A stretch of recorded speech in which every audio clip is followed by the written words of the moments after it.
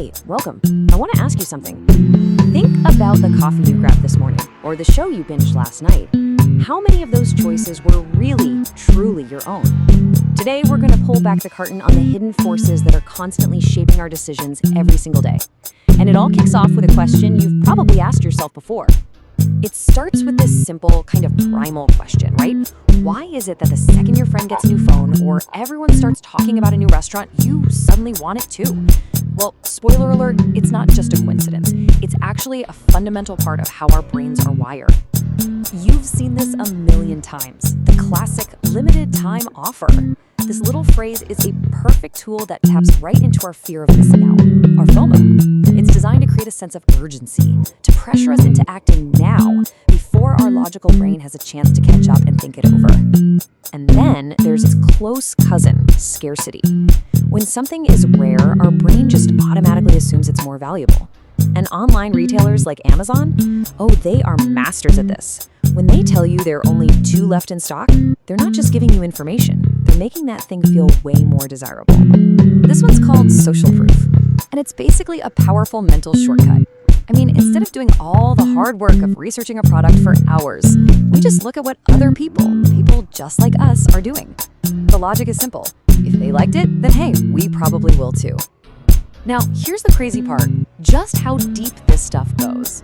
A study from the University of St. Andrews found that this doesn't just work for products, it works for how we see people and even abstract art. If a bunch of other folks say a face is attractive, we're way more likely to agree. It's this incredibly powerful form of social influence that's working on us completely under the radar. So, all these tactics we've been talking about, urgency, scarcity, social proof, they all fall under one big idea, the nudge. A nudge is any tiny change in how a choice is presented that gently pushes you in a certain direction. But, and this is key, without actually taking away your freedom to choose. It's not a command, it's just a subtle prompt. But why? Why do these little nudges work so well? I mean, what is it about our minds that makes us so vulnerable to these tiny pushes? Well, to get that, we need to pop the hood and look at the basic architecture of our brains.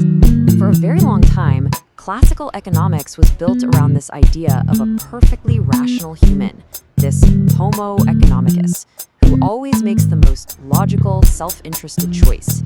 But then, behavioral economics came along and basically said, whoa, hold on a second, that's not how real people operate at all. We're messy, we're emotional, we're impulsive, we're, human. And this brings us to the Nobel Prize-winning work of 2 psychologists, Daniel Kahneman and Amos Tversky. They figured out that our brain is kind of running on 2 different operating systems. You've got System 2, which is our slow, deliberate, logical mind. That's the one you use to solve a tough math problem. But most of our day-to-day life is run by System 1. It's fast, it's automatic, it's intuitive. It's the system that lets you catch a ball without having to calculate physics equations in your head. And this right here is the secret sauce for why nudges work. They aren't trying to convince your logical System 2. Nope, they're aimed squarely at the little glitches and shortcuts in our fast System 1 thinking. We call these glitches cognitive biases. They're predictable blind spots in our judgment, and they're kind of like logical illusions that trick our intuition. All right, want to see one of these biases in action? Let's check out a classic experiment from behavioral game theory. It's a super simple game, but what it revealed completely blew up the old assumptions about everyone being perfectly rational. It's called the ultimatum game, and the rules are dead simple. Player 1 gets $10 and has to propose how to split it with player 2. Player 2 can then do one of 2 things: accept the offer, and they both get the cash, or reject it, and nobody gets a dime. Easy enough, right? Okay, so here's where things get really interesting, where that old school theory just crashes into human reality. Logically, player 1 should offer the absolute minimum, like $1, and player 2 should accept it because, hey, $1 is better than nothing. But that is not what happens. Most people offer a pretty fair split, around $4 or $5. And what's more, people will often reject lowball offers. They will literally choose to get nothing just to punish the other person for being unfair. That proves our choices are driven by something much deeper than just money. But hold on, the story doesn't stop with fairness. The next big leap in understanding our choices goes even deeper. It goes beyond the outcomes themselves and into the very language we use to describe them. This quote here just nails it. Researchers are realizing that what we call things, how we frame them, matters a lot. The way a choice is described can completely flip the decision we make, even if the options are exactly the same. And there's this fantastic study that just shows this perfectly. Researchers had people play the exact same game, but they gave it two different names. When they called it the community game, people were super cooperative.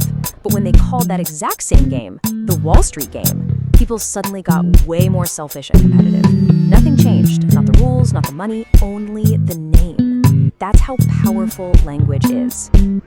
So why is this big shift from just outcomes to the language we use so critical, like right this second? Because we are charging headfirst into an age where language itself is being mastered by machines. Think about it. Generative AI is getting unbelievably good at speaking our language. These systems are on the verge of becoming the single most powerful persuasion machine ever built. Imagine every chatbot, every virtual assistant, perfectly framing its suggestions with language specifically designed to nudge you one way or another. And it's all happening at a scale we've never seen before. And you should know, the field has moved way beyond just simple nudges.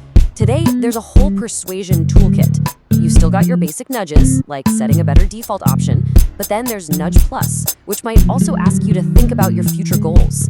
Boosts are all about teaching you skills like how to spot a scam email.